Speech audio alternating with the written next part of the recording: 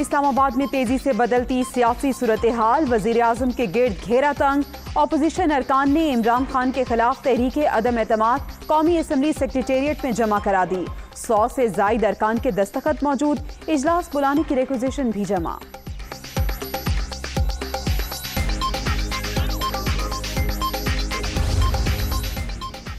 कल फैसला किया, आज तहरीक जमा करा दी। तमाम पार्टियों ने अपने मेंबरान से दस्तखत लिए।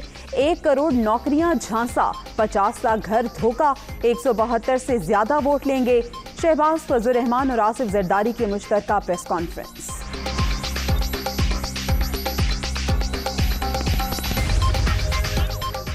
और वजीर आजम से वजीर आला पंजाब की मुलाकात, उस्मान बुज़दार ने अपना इस्तीफा पेश किया।